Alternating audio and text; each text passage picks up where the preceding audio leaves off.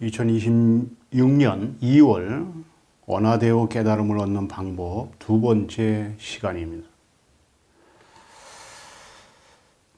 설법을 하기 전에 제가 꽤 오래됐죠. 깨달음은 오직 한 체험뿐입니다. 이 체험, 저 체험, 다양한 체험이 있을 수 없습니다.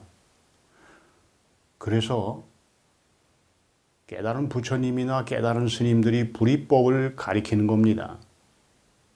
불이법이기 때문에 그 법 하나가 스스로를 드러내서 자각하는 체험은 하나의 체험뿐입니다. 제가 이렇게 강조하고 지금까지 원하대오를 이끌어 왔습니다. 물론 이 하나의 체험만이 깨달음이라고 했기 때문에 욕도 많이 먹었고 원망도 많이 들었죠. 그러나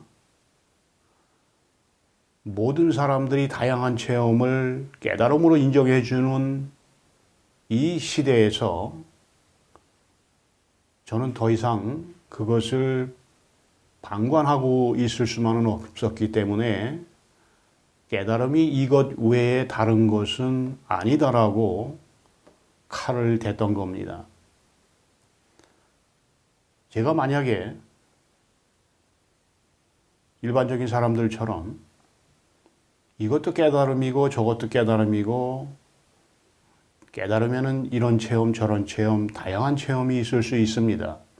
그러면서 많은 사람들에게 인가를 해줬더라면 제가 아마도 편히 먹고 살았겠죠. 그러나 진리의 진실은 명백한 겁니다. 바꿀 수 없어요. 변화될 수 없는 겁니다.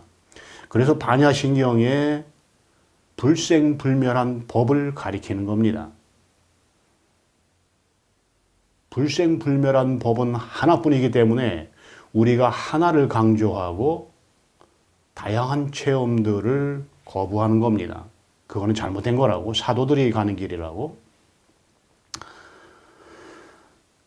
누군가는 이 정법에 대해서 명백하게 선을 그어 주어야 되기 때문에 저는 지금까지 다른 사람이 안 하더라도 저는 해야 된다고 믿어왔습니다.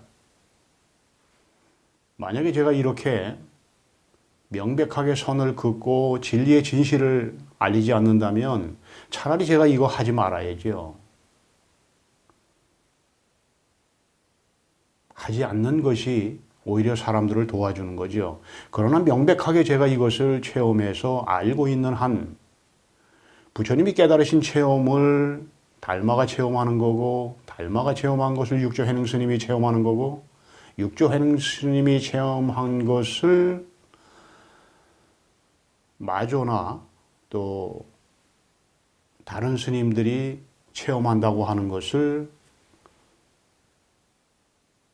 계속적으로 끊임없이 변화 없이 명백하게 전할 수밖에 없는 겁니다. 변할 수 없어요, 법은. 그래서 불생불명, 불구부정, 부중불감을 가리키는 겁니다. 하나의 깨달음의 체험뿐이 없기 때문에 구도자들이 이것을 가슴속에 담지 않고 하나의 하느님을 말하고 하나의 법을 말하면서 하나의 진리를 말하면서 하나의 본성, 하나의 성품을 말하면서 이것도 깨달음 저것도 깨달음이라고 그러면 되나요? 그걸 받아들이면 돼요. 오직 부처님이 깨달으신 하나의 체험이 지금 현 시대에 살아가는 모든 구도자들이 깨달음을 체험할 수 있는 하나의 체험이라고 믿고 저를 잘 따라오시기 바랍니다.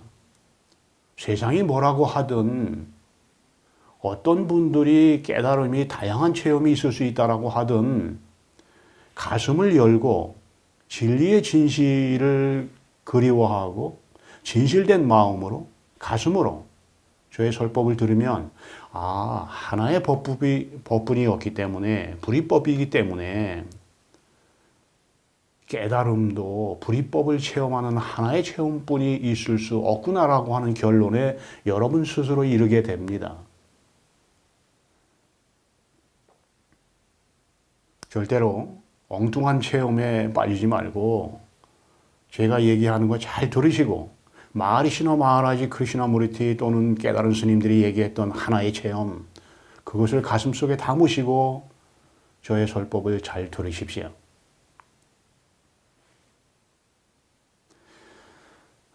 지난 시간에 제가 53선지식 중에 깨달은 사람들이 대부분 창녀나 백정이나 사회적으로 가장 낮은 곳에 있는 사람들이라고 했었습니다. 그러면 어떤 분들이 이렇게 질문할 거예요. 그러면 창녀나 백정이 되면 사회적으로 가장 낮은 곳에 있는 노숙자나 처참한 사람들의 신세가 되면 깨달을 수 있습니까? 그거는 아니고, 그렇다고 창녀나 백정이나 사회적으로 가장 낮은 곳에 있는 사람들이 깨달음을 얻을 수 있다는 것은 아니에요. 그건 잘못 알아듣는 거지, 제 이야기를. 그들 중에서 오직 진리를 그리워하고 가슴으로 울었던 진실되고 가난한 마음을 가진 사람들을 얘기하는 겁니다. 내가 비록 창녀지만, 내가 비록 백정이지만, 내가 아무것도 배운 것도 없고, 가진 것도 없고, 정말 누구한테 내놓을 어떤 명예도, 지식도, 재산도 없지만, 그러나 내 가슴 속에는 오직 진리 하나, 오직 진리에 대한 진실을 알고픈 그런 구도자로서의 마음을 가진 그런 류의 사람들을 얘기하는 겁니다. 나중에 제가 또 뭐 부모들로부터 태어나면서부터 많은 재산을 받아서 공부도 많이 하고 재산도 많아서 이 세상을 가장 낮은 곳에서 힘들고 고통스럽게 살아가는 사람들보다 편하게 살아가는 사람들은 어떻게 하면 깨달음을 얻을 수 있는가에 대해서 다시 제가 다다음 시간이나 집중적으로 안내를 해드리겠습니다. 그런 사람들은 어떻게 하면 깨달을 수 있는가에 대해서. 그런 사람들도 깨달을 수 있어요. 못 깨닫는다는 건 아닙니다. 그러나 전제 조건이 있지요. 그 얘기는 나중에 자체하고, 그러면 가장 낮은 곳에 있었던 창녀나 백정이나 그런 사람들 어떻게 깨달았을까? 제가 늘 얘기하는 거예요. 모든 것을 그 사람들은 다 빼앗긴 거예요. 그들이 의지할 곳은 오직 진리 하나뿐이 없었던 겁니다. 절대적인 진리 하나 외에 그들의 가슴 속에 남아있는 것은 티끌 하나도 없었어요. 그들의 가슴 속에는 오직 진리 하나뿐이 없었기 때문에 그래서 그 보잘것없었던 사람들이 깨달았던 거예요. 부처님이나 예수님이나 또 깨달은 스님들, 그런 분들도 다 가장 낮은 곳으로 임해서 그들처럼 깨달았고, 육조 해등 스님이나 승찬 스님도 깨달은 모든 스님들도 그분들처럼 그렇게 낮은 자세에서 모든 것을 비우고 오직 진리를 가슴속에 담아서 깨달음을 얻었던 겁니다. 가장 처참한 신세에서 진리의 진실을 알지 못하는 데서 오는 어떤 그 불안함, 아픔과 고통, 내면의 자유에 대한 끝없는 갈망은 자아를 세속적 욕망으로부터 멀어지게 하고 자아를 완전히 죽여서 참나의 본성을 소생시켜 줍니다. 의식이 머리가 아닌 가슴에 머물면 진리를 향한 순수 의식이 저 깊은 내면의 가슴에서 솟아오르기 때문에 세속적인 기쁨이나 욕망에 눈 돌릴 겨를이 없어요.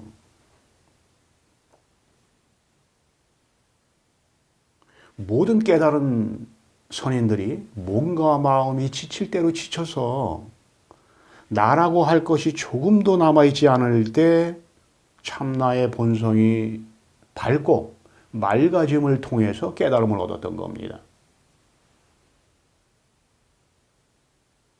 잘 먹고 정신을 차려야 몸이 건강한 상태에서 혼미한 의식에 빠지지 않고 정진해서 깨달을 수 있다고 하는 이 무지한 사고는 깨달음을 얻지 못하고 엉뚱한 체험을 하고 나서 사법의 길을 가는 사람들이 흔히 하는 말이에요. 잘못 알아들으면 안 됩니다.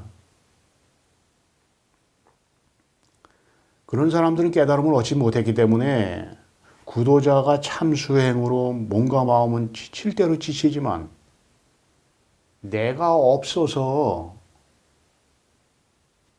그런 상태에서는 의식이 갈수록 또렷해진다는 그 사실을 알지 못하고 엉뚱한 얘기들을 하는 거예요. 예수가 그러잖아요. 마음이 가난한 사람들 그들은 하늘나라를 차지할 것이다. 잘 먹고 잘 살고 그저 재물 쌓는 거에 정신 팔린 사람들이 마음이 가난할 수 있어요. 그래서 모든 것을 다 빼앗긴 사람들이 깨달아 먹는 거예요. 제 얘기 가슴으로 받아들이셔야 됩니다.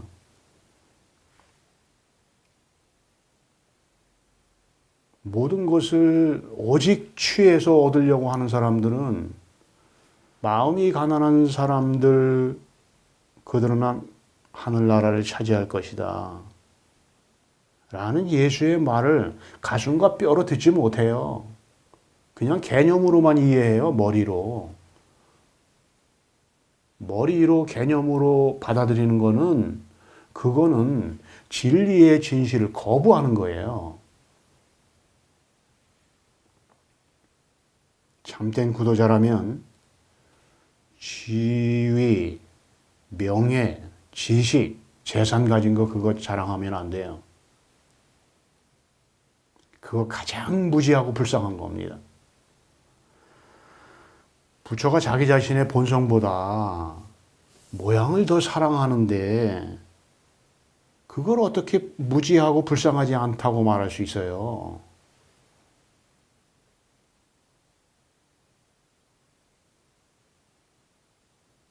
제가 명상을 강조하고 참선을 강조하는 것은 다 이유가 있기 때문에 그러는 겁니다. 부처님이 자주 깨달음의 설법을 하신 거 아니에요.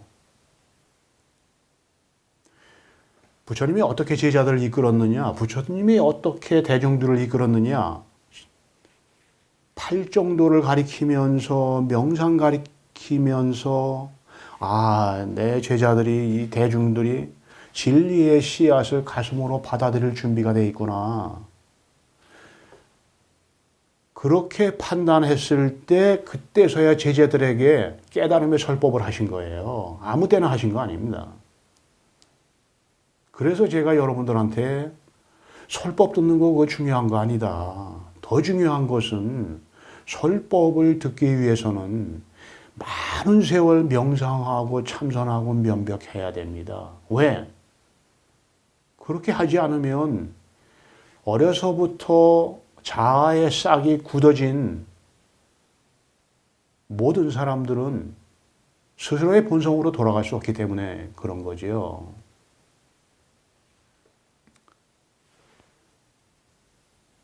부처님이 살아계실 때의 시대에는 사람들이 순수했어요. 그러니까 그때는 순수 영성시대라고 볼 수밖에 없습니다. 그런데 지금은 정보화 시대예요. 많은 사람들이 깨달음에 대해서 많이 알아요. 지식적으로. 그래서 부처님이 살아계셨던 그 순수 영성 시대보다 지금이 더 큰 참된 수행이 필요되는 거예요. 지금 깨달음 몇 년 설법 들으면 깨달을 수 있습니다. 6개월, 7개월 깨달을 수 있습니다. 그러니까 그렇게 얘기하면서 많은 사람들 현혹하기도 하고 많은 사람들 또 그런 속으로 몰려가서 성직자들까지 또 그런 데 가서 설법 듣고 깨달았노라고 하면서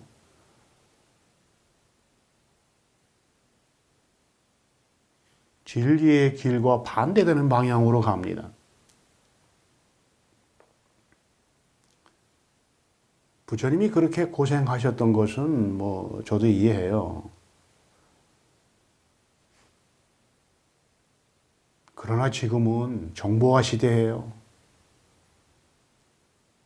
그래서 더 많은 명상해야 되고 더 많은 면벽해야 됩니다.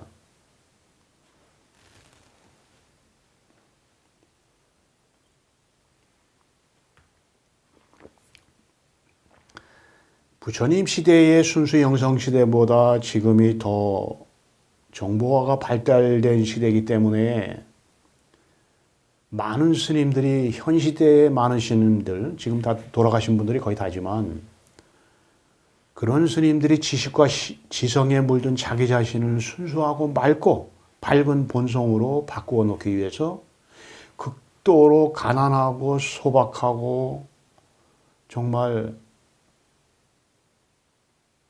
비어있는 생활 속에서 법 앞에 절하고 참선과 면벽을 하면서 쓰라리고 아픈 참수행을 한 거예요. 그렇게 하지 않으면 깨달음을 얻을 수 없기 때문에 가짜 깨달음은 많이 얻죠. 제가 얘기하는 건 진짜 깨달음을 얘기하는 겁니다. 마하리시가 깨닫든 마하라지가 깨닫든 깨달은 스님들이 깨닫든 부처님이 깨닫든 예수가 깨닫든 오직 하나의 불이법의 체험을 얘기하는 거예요.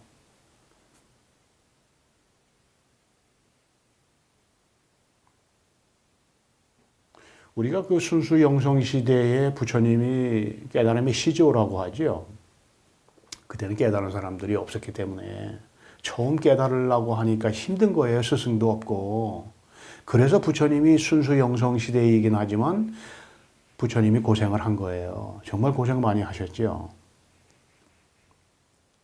부처님은 스승이 없어서 홀로 어렵게 깨달음을 얻었다는 점에서 제자들이 부처님의 가르침을 통해서 순수 영성 시대에 쉽게 깨달았던 조건과 똑같다고 볼 수는 없지요. 제자들은 순수 영성 시대에 자기들을 가르쳐주는 부처님이 계셨으니까 쉽게 깨달을 수 있었죠. 그래서 후세에 깨달은 사람들은 부처님을 밟고 지나갈 수 없는 겁니다. 저도 마찬가지고.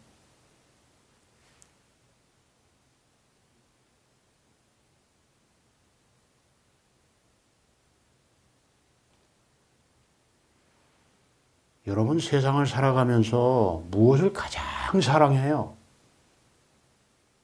성경에도 많이 나옵니다.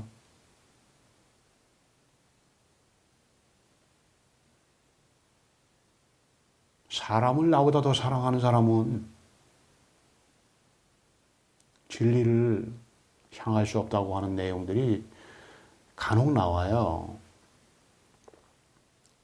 무엇보다 먼저 자기 자신의 존재의 진실을 깨닫기 위해 머리에서 가슴으로 내려오려면 명예, 지위, 재물 등이 세속적으로 쌓인 모든 쓰레기들을 자기의 가슴으로부터 완전히 걷어내야 돼요.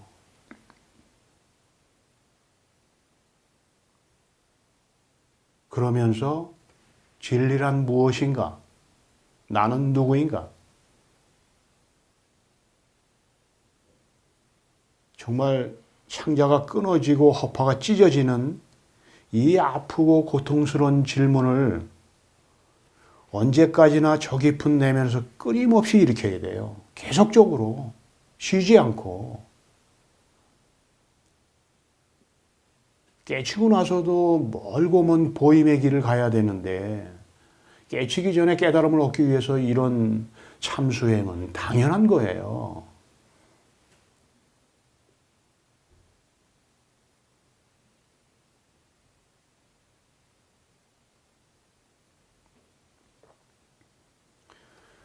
제가 우리 도반님들한테 깨달음은 공부해서 깨닫는 것이 아닙니다. 그래서 제가 명상을 시키고 면벽을 하라고 하고 기독교나 가톨릭 신자들한테는 묵상하라고 하고 명상하라고 하는 겁니다.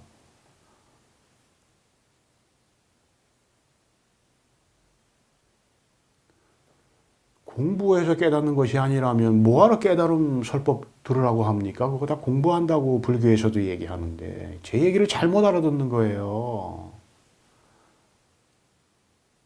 세속적인 공부와 출세간의 공부는 전혀 반대예요. 세속적인 공부는 모아서 쌓는 거고 출세간의 공부는 쌓아놓은 것을 하나하나 비워서 완전히 제로로 만든 겁니다. 완전히 제로로 만들면 스스로의 본성이 드러나서 스스로를 자각하는 깨달음이 오기 때문에 그렇게 얘기하는 겁니다. 왜 공부하지 말라고 하느냐? 머리 쓰지 말라고 하는 거예요. 쉽게 얘기하면 가슴으로 공부하라는 거지.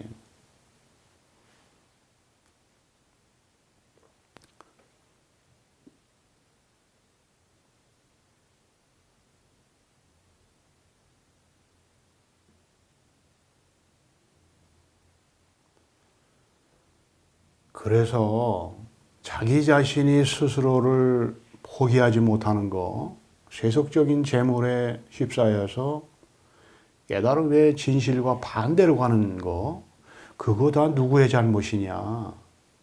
그거 성직자의 잘못도 아니고 이 시대의 잘못도 아닙니다. 그거 오직 스스로의 허물이에요. 스스로의 잘못입니다. 육조해능 스님이 그러잖아요. 모든 허물은 스스로에게 있다고. 지금 깨닫지 못한 거 여러분 스스로에게 있는 거예요. 어느 누구에도 책임을 물으면 안 됩니다. 왜? 스스로가 부처이기 때문에. 스스로가 절대적 진리이기 때문에 그런 거예요. 스스로가 태어나지도 않고 죽지도 않으며 태어날 수도 없고 죽을 수도 없는 존재이기 때문에 그런 겁니다. 스스로가 불생불멸하고 불구부정하고 부중불감한 존재이기 때문에 그런 거예요. 제가 이렇게 얘기하는데도 깨달음은 다양한 체험들이 있을 수 있다라고 얘기하는 사람은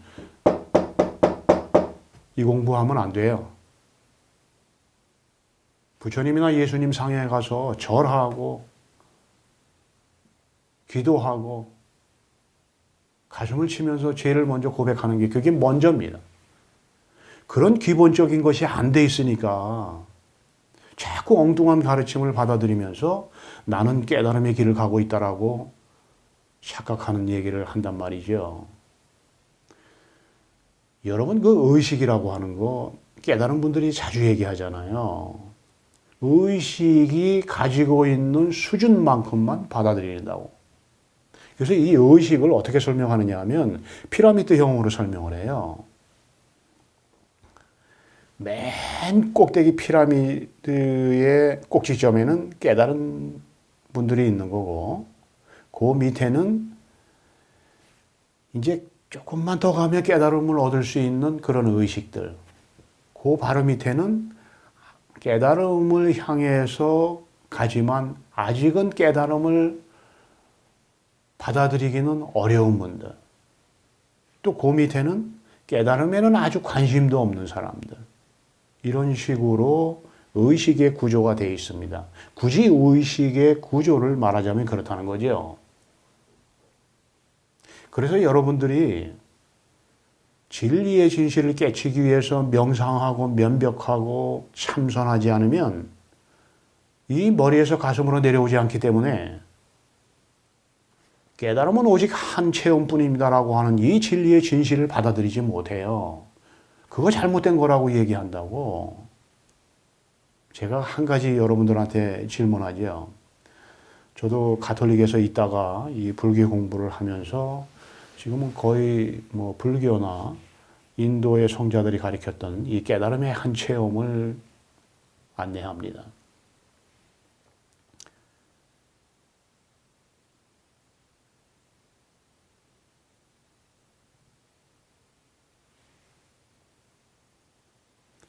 나중에 얘기하는 게 좋을 것 같네요. 오늘은 이제 이 얘기하고 나중으로 돌리죠. 그런 얘기는. 얘기 나온 김에 하죠. 우리가 그 성당이나 교회에서 성령 체험이라는 거 해요. 성령 세미나. 그래서 기도하고 저는 그걸 젊었을 때 못 받아들였어요. 우리 성당에서는 가톨릭에서는 성령 그 세미나라든가 성령 그 기도회 같은 것이 기독교보단 늦었어요. 제가 가톨릭에서 한 이 깨달음을 체험하고 가톨릭을 더 이상 성당에 나가지 않게 됐는데 나갈 시간도 없었고 그때 성령 세미나를 하는 분들이 있었습니다. 특히 개신교회는 많았어요. 그때 당시에. 근데 그런 분들하고 제가 좀 대화를 나눌 시간이 있어서 그분들이 체험한 것을 얘기하면서 울기도 하고 너무 가슴이 시원하기도 하고 뿌듯하기도 하고 또 어떤 희열 그런 걸 느꼈다고 하면서 성령을 체험했다고 하는 얘기가 깨달음을 얻었다는 얘기예요. 불교적으로 얘기하면 성령이 그 순수 의식을 얘기하는 거고 성품을 얘기하는 겁니다. 불교적으로 얘기하면. 근데 그런 분들이 얘기하는 그 체험들이 아주 다양해요. 그런 분들 정말 열심히 기도하고 어떤 분들은 단식까지 하면서 성령쌤이나 성령 기도회 합니다. 근데 제가 이 깨달음을 체험하고 불교 신자분들하고 대화도 나누고 또 깨달음의 체험에 대해서 많은 시간을 가지고 여기까지 왔어요. 그런데 제가 어느 순간에 이 진리의 진실이 명백해야 되는데도 불구하고 하나의 체험만이 분명해야 되는데도 불구하고 불교 다닌다는 분들이 제 얘기 잘 들으세요. 불교 신자분들. 성당이나 교회에 다니면서 성령 체험했다고 하는 그 다양한 체험들 그런 것보다도 더 낮은 체험을 하고서 깨달았다고 하는 것을 받아들이고 인가해 주기도 하고 또 그것을 인수받은 자로서 아주 자부심을 갖고 얘기하는 분들 제가 수두룩하게 봤습니다. 깨달음을 체험했다고 하는 분들이 썼던 그 선언의 책들을 제가 아주 주도 면밀하게 아주 세밀하게 봤어요.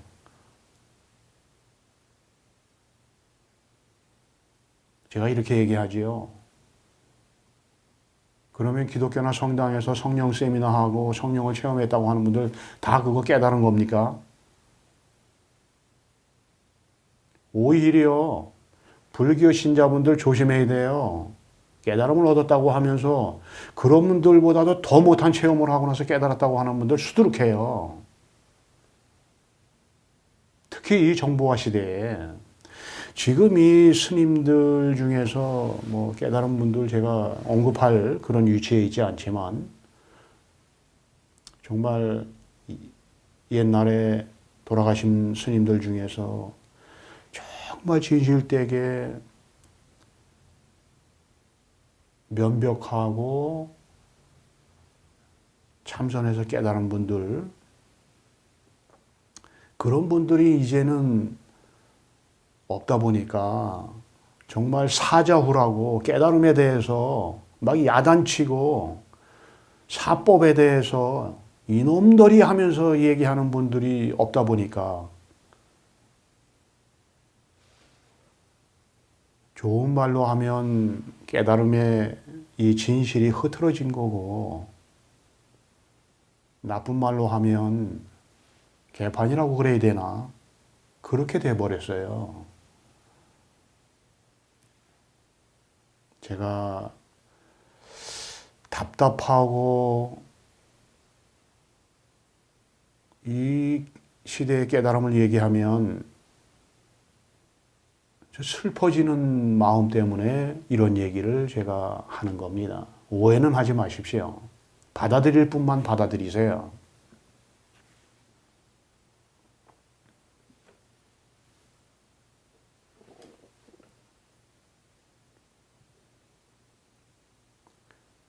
내가 바로 부처인데 엉뚱한 방향으로 나가면 안 돼요. 내가 바로 절대적 진리인데 내 성품이 내 본성이 진리 자체고 불이법의 근원이에요.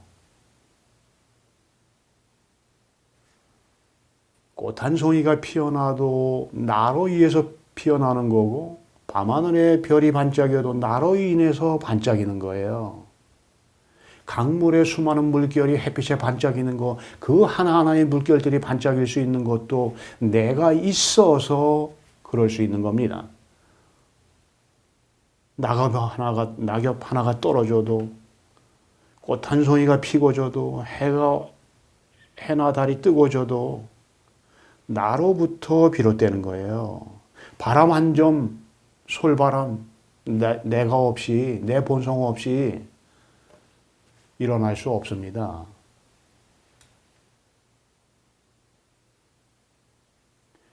내가 바로 법인데, 내가 바로 부처인데, 내가 바로 불생불멸한 절대적 진리인데, 제가 이거 잘못된 겁니다라고 하면 왜 모든 허물은 스스로에게 있다라고 하는 거 받아들이지 않고 자꾸 엉뚱한 얘기들 하느냐 말이죠. 그거 머리에서 가슴으로 내려오지 않아서 그래요. 명상 안 해서 그렇습니다. 면벽 안 해서 그래요. 불법에 대해서 공부 많이 한 분들 절대 조심해야 됩니다. 책 많이 본 거 그거 자랑하지 마세요.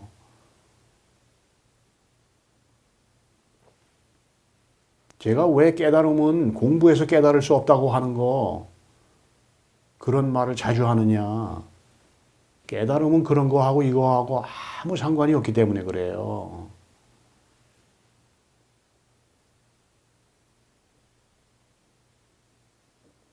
제가 늘 강조하는 거잖아요. 설법을 듣는 것보다 묵상하고 명상하고 참선하고 면벽하는 것이 더 중요합니다. 왜? 진실되게 참되게 묵상하고 명상하고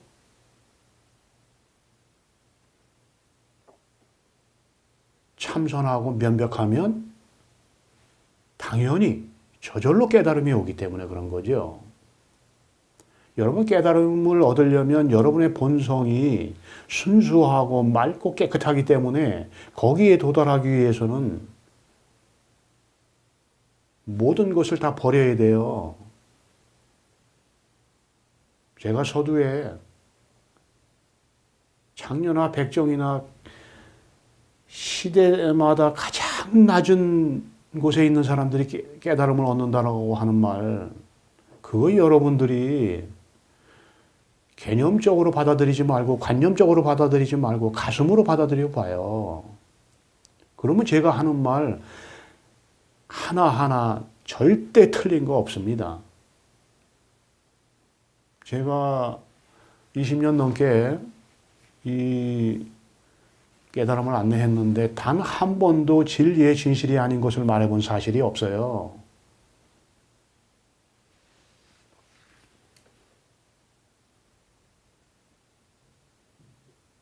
어떻게 깨달을 것인가? 진실된 마음으로 명상하십시오. 진실된 마음으로 참선하십시오.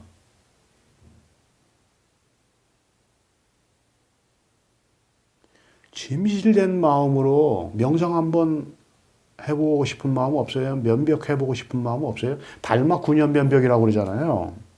그 달마가 깨달은 다음에도 면벽을 한 건데 그게 사실이었는지 아니었는지 그건 제가 모르겠어요. 동굴에서 그 면벽을 하고 있는데 해가 스님이 깨달음을 얻으려고 달마를 찾아가잖아요.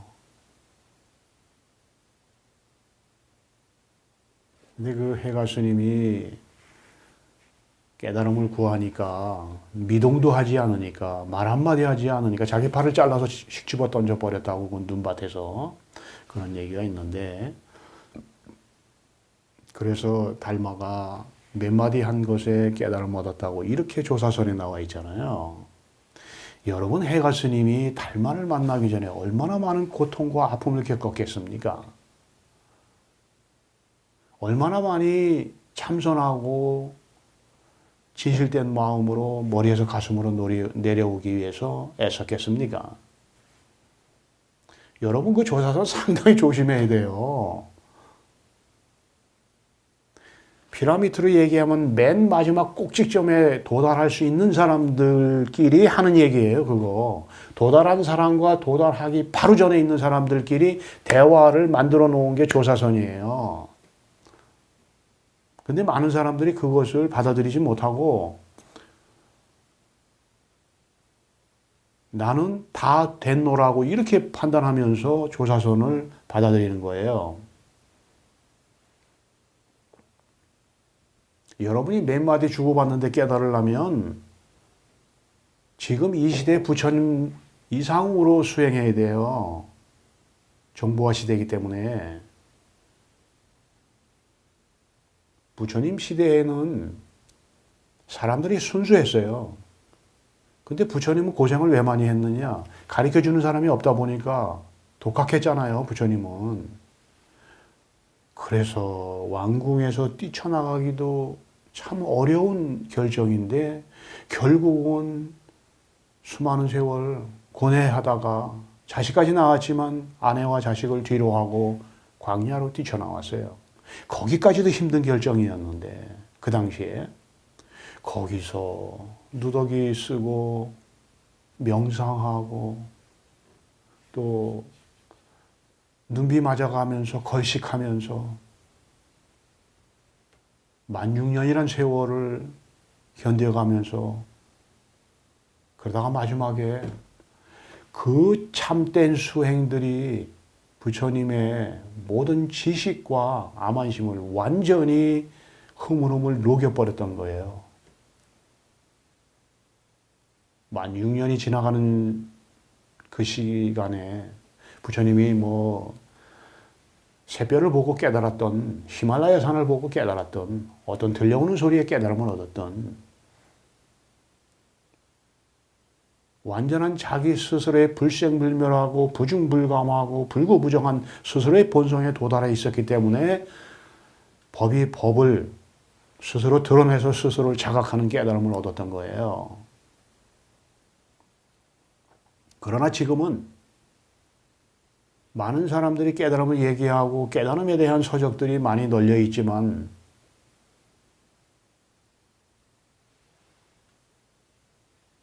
정보화 시대이기 때문에 옛 깨달은 스님들이 돌아가신 분들도 있고 지금 살아계신 분들도 몇몇 깨달은 분들이 계신 걸로 제가 알고 있는데 그런 분들 정말 고생해가면서 자기 스스로를 낮추고 먹는 거 최소한으로 줄이고 소박한 생활 속에서 참선하고 면벽해서 깨달은 거예요. 어떤 스님들은 이런 상을 체험하고 그것도 모자라서 이거는 깨달음이라고 내가 보기에는 더 들어가야 될 것 같다. 거기서 멈춘 스님들도 있어요. 그러나 진짜 깨달은 분들은 그 이론상을 보고도 더 깊이 들어가서 어떤 스님은 촛불이 일렁거리는 걸 보다가 깨달음을 얻고 어떤 스님은 범종 소리 듣다가 깨닫고 어떤 스님은 솔바람 소리 듣다가 깨닫고 어떤 스님은 뜰 앞에 잣나무 보다가 깨닫고 어떤 스님은 봄날에 개나리가 피어 있는 거 보다가 깨닫고 그렇게 본인 스스로 진리를 향해서 모든 것을 바쳤던 그 참수행의 기간에 진리의 인연을 만났던 거죠. 그래서 깨달음을 얻은 거예요.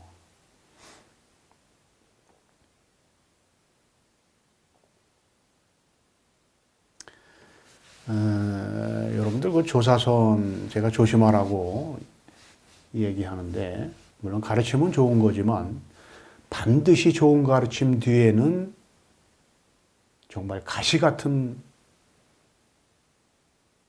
내용이 있어요. 피해야 할 내용이 있습니다. 그거 제가 늘 얘기하잖아요. 어떻게 깨달을 것인가? 설산단풍 조로석건 뜰 앞에 잣나무 이것이 법입니다. 이것이 법입니다. 주먹 한 번 오므렸다 펴는 이것이 법입니다. 손가락 하나 움직이는 이것이 법입니다. 그러면 이제 요즘에도 제가 많이 들었어요. 20년 전에도 듣고 20년 후가 된 지금에도 간혹 듣긴 하는데 대개가 설법 중에 이제 깨닫는다고 하잖아요. 언화대오라고 하는 이 명칭도 뭐 저희 회원이 지어준 명칭이긴 하지만 말 뒤에 깨닫는다, 말 끝에 깨닫는다, 뭐 설법 중에 깨닫는다 똑같은 얘기예요. 특히 조사선 같은 경우 스승하고 제자하고 말이 오가다가 깨닫는다는 얘기가 거의 답니다. 그런데 실질적으로 지난날 깨달은 스님들을 보면 붓다 이래 많은 분들이 스승하고 제자하고 이렇게 대화하는 중에 깨닫냐, 설법 중에 깨닫냐 거의 없고 있기는 있어요.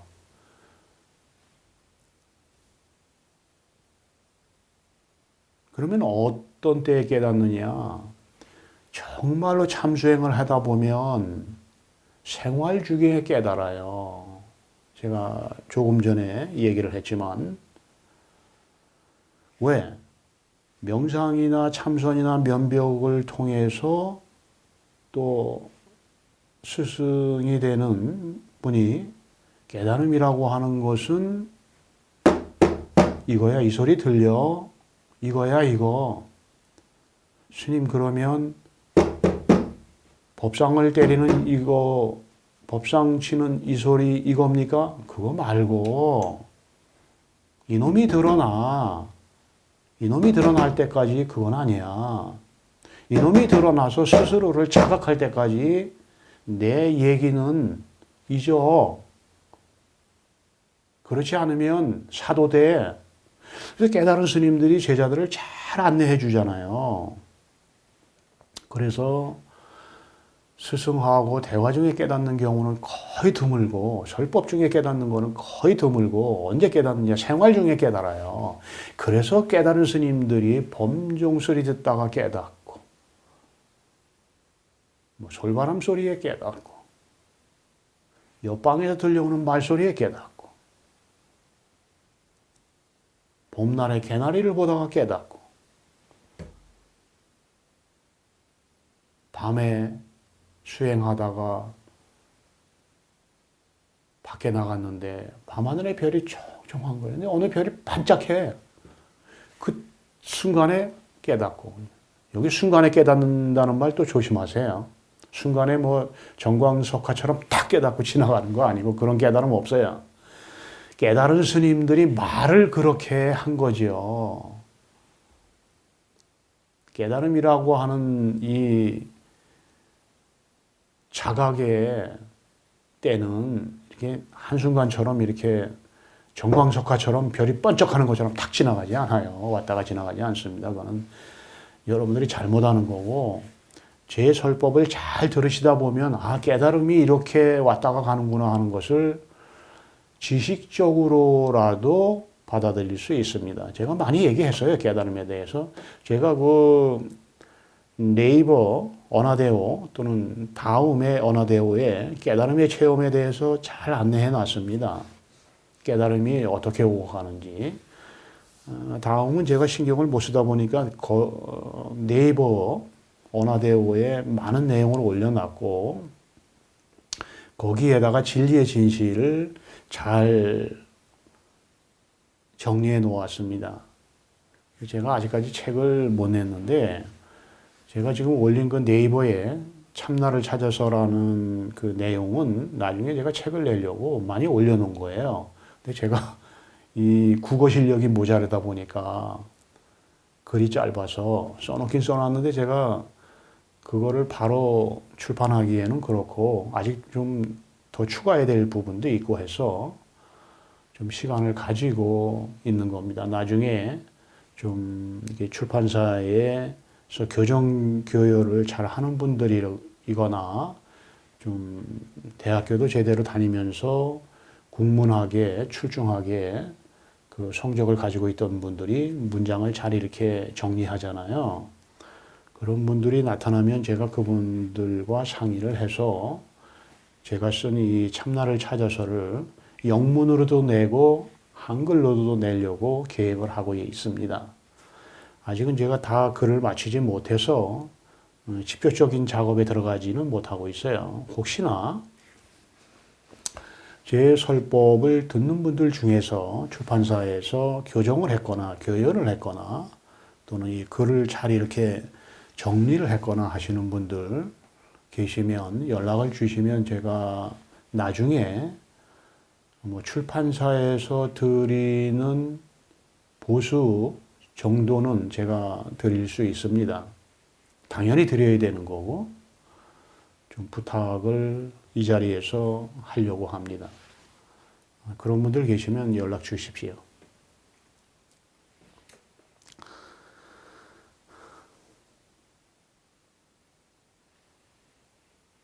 깨달음을 얻기 위해서는 진실된 마음으로 스스로의 본성을 되돌아 비추는 회광반조에 수행하셔야 됩니다. 사실은 여러분 깨달은 스님들이 깨달음 얻는 거 다 회광반조에서 깨닫는 거예요.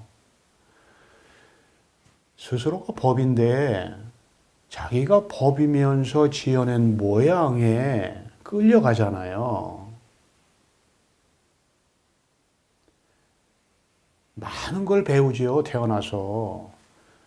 유치원 나오고, 국민학교 나오고, 중학교, 고등학교, 대학교, 또 많이 공부하는 분들은 또 뭐, 학사, 박사학위 따기 위해서 또 세월 보내고, 많은 지식을 습득하기 위해서 세월을 보냅니다. 이 불교 공부도 마찬가지예요.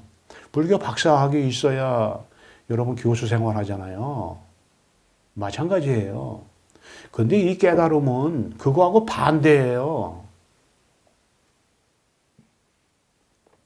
그래서 깨달은 스님들이 스승한테 그 불법에 대한 경전을 다 빼앗긴 거예요. 너희들 이거 보면 못 깨달아. 가지고 와. 아니면 감춰놓거나 아니면 아예 불태워버리거나. 왜? 해광반조시키기 위해서. 스스로의 본성으로 되돌아 비추게 하기 위해서 불경도 못 보게 하고 실컷 제자들한테 설법을 1시간, 2시간 해놓고서는 지금부터 내가 한 거 다 잊어버려. 그렇지 않으면 너희도 깨달을 수 없어. 그런단 말이에요. 왜? 해광반조시키기 위해서. 스스로가 부처이기 때문에 절대적 진리이기 때문에 스스로의 절대적 진리인 본성을 성품을 되돌아 비추지 않으면 자기가 바라본 대상에 끌려가기 때문에 자기가 들었던 거, 맛봤던 거, 느꼈던 것에 끌려가기 때문에 해광반조시키기 위해서 스스로의 본성으로 되돌아가기 위해서 귀양시키기 위해서 타양의 모양의 세계에서 살고 있는 지금의 이때에서 본래의 고향으로 컴백하기 위해서 해광반조시키는 명상참선 면벽을 시켰던 겁니다. 참 저는 제가 가톨릭 신자였지만 좀 가톨릭에서 가르치는 내용에 대해서 좀 거부감을 가지고 불교 방송을 많이 봤었어요. 저 혼자서. 그러면서 스님들이 얘기하는 것에 다정다감한 어떤 느낌을 가지고 있으면서 근데 자꾸 윤회 얘기하고 그래서 저도 윤회를 믿어야 되는가 보구나 그렇게 생각을 하다가 나중에 깨달음의 체험을 하고 나서 그거 다 모양에 불과한 거라는 거 알고 제가 20년이 넘게 여러분들한테 진리의 진실은 이것이다라고 설법을 해왔습니다. 어떤 인연 중에 깨달음이 올지 몰라요. 이 깨달음의 참수행 아주 값지고 고상한 거고 진실된 겁니다. 여러분이 진리에 완전히 머물면 여러분이 생각하고 느끼고 욕망하는 한순간 한순간이 아주 참된 진리예요. 그러나 이것이 무엇인지 깨치지 못하면 자아가 강해서 내가 있어서 자신의 본성이 아닌 자신의 본성이 지어낸 대상들, 모양들, 현상들에 끌려가서 그것을 나라고 한단 말이죠.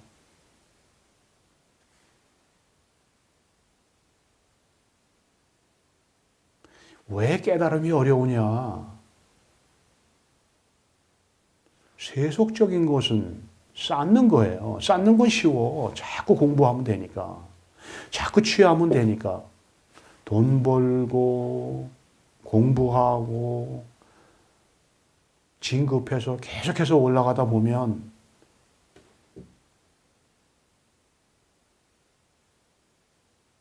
맨 꼭대기 정점에 이를 수 있으니까. 그거는 누구나 다 할 수 있어요. 근데 이 깨달음은 그거하고 반대야. 아주 처참해질 때까지 비워야 돼요.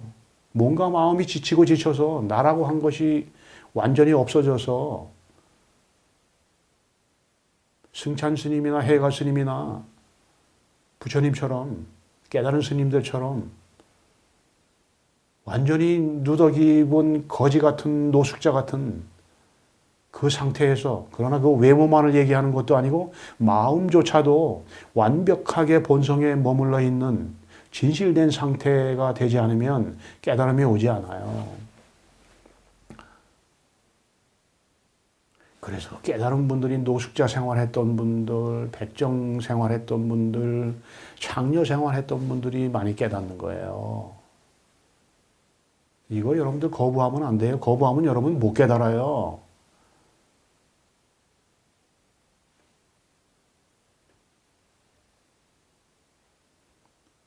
여러분이 사람으로 태어나서 결혼하고 자식들 키우고 하는 거, 그거 당연히 해야 되는 거죠. 결혼했으면 자식 사랑하고 아내 사랑하고 남편 사랑하고, 그리고 이 세상을 살아가는데 얼마나 내가 정의롭게 살았느냐, 그 문제 중요합니다. 이 세상을 살아가면서 정의를 위해서 외치다가 고문받고 고통받고 온몸이 망가져서 남들보다 일찍 죽는 거, 그런 정의로운 삶, 그런 거 사랑하는 사람들이 이 깨달음의 길로 돌아설 수 있어요. 여우나 하이에나 같은 그 아주 교활한 기회적인 사고를 가지고 있는 사람들은 깨달음의 길로 돌아설 수 없습니다. 그래서 대장부를 얘기하는 거고, 그래서 진리를 얘기하는 거예요. 비우고 비워야 여러분 이것이 무엇인지 깨달을 수 있습니다.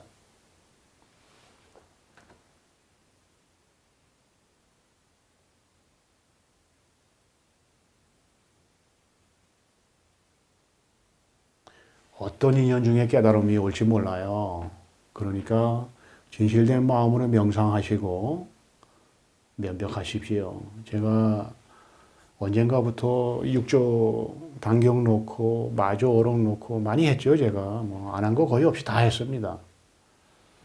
금강경도 제가 지금 그 네이버 그 원화대고에 다 올려놨고 그랬는데, 금강경을 할 때만 해도 제가 깨달음의 체험에 대해서 많이 얘기 안 했어요. 간혹 제가 얘기했어요. 체험에 대해서, 하나의 체험에 대해서. 금강경 32장 중에서 제가 깨달음의 체험을 직접적으로 아주 세세하게 논한 부분이 아마 한 10군데 정도밖에 안 될 겁니다. 근데 나중에 제가 이 깨달음의 체험이 엉뚱한 방향으로 가고 있다는 것을 알고 나서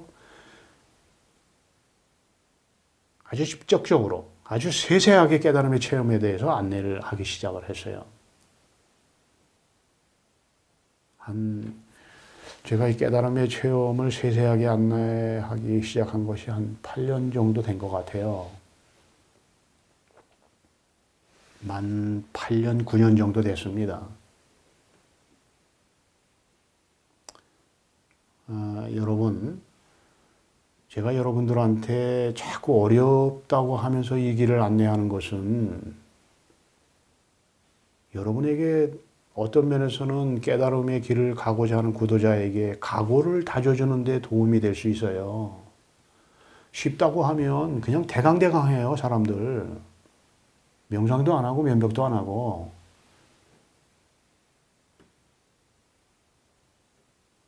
제가 이거를 진실되게 안내하지 않으면 정말로 진실되게 깨달음을 얻고자 하는 분들이 엉뚱한 곳에 가서 설법 듣고 깨달았다고 하면서 자기 인생을 망칠 수 있기 때문에 제가 여기에 대해서 세세하게, 명백하게 안내를 해드리는 겁니다.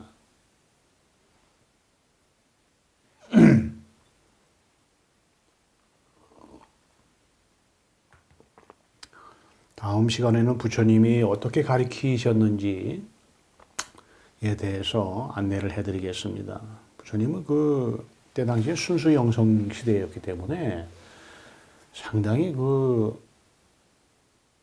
뭐라고 그럴까, 지금하고는 어떤 면에서는 편하게 가르치실 수 있지 않았느냐. 그때는 이제 먹고 사는 게 많이 힘들었기 때문에, 지금보다도 더 힘들 수 있었기 때문에, 그런 면에서는 좀 어려울 수는 있었겠지만, 어쨌든 부처님 시대에도 깨달음을 얻고자 하는 또 제자들이나 대중들이 왔기 때문에 부처님이 가르쳤죠. 근데 그때 당시에 부처님을 통해서 깨달은 분들이 꽤 있었다라고 언어로 전해지잖아요. 부처님이 깨달음을 얻고 가리키고 부처님이 돌아가신 이후에 400년이 지난 다음부터 이렇게 뭐 야자수 껍질이나 그런데 문자가 생겨나면서 구전으로 전해졌던 얘기들이 문자로 남겨지기 시작을 했어요. 불교 신자분들 어떤 분들은 부처님이 얘기하신 거를 안하니 바로바로 문자로 적어서 가지고 있던 문헌이 지금까지 계속된 걸로 알고 있는데 그건 잘못 알고 있는 거고요. 그때는 빨리어라고 하는 지방어만 있었지 방어만 있었지 정식적인 공통어가 없었어요. 그래서 구전으로 옛날 옛적에 붓다라는 스승이 있었는데 그 스승이 아난, 사리불, 목건현 등등을 깨닫게 해주었고 아난은 부처님이 돌아가신 이후에 깨달았지만 많은 대중들에게 깨달음을 전해놓으라고 이렇게 구전화되었던 것이 문자로 남게 되었던 거지요. 다음 시간에는 제가 깨달음을 얻기 위해서는 창녀나 백정이나 가장 낮은 곳에 있는 정말 처참하게 살아가는 사람들처럼 마음이 가난하고 정말 고통스럽고 아프고 그러나 진리가 그리워서 진실된 마음을 갖지 않으면 안 된다라고 하는 그런 얘기를 집중적으로 했는데 그러면은 내가 좀 먹고 살만한데 먹고 살만한 나는 깨달을 수 없는가? 깨달을 수 있지요. 어떻게 하면 깨달을 수 있는가에 대해서는 다음 시간에 부처님이 가르치신 내용과 함께 전해드리겠습니다. 희망을 잃지 마시고 다음 시간에 또 뵙겠습니다. 여기까지 하겠습니다.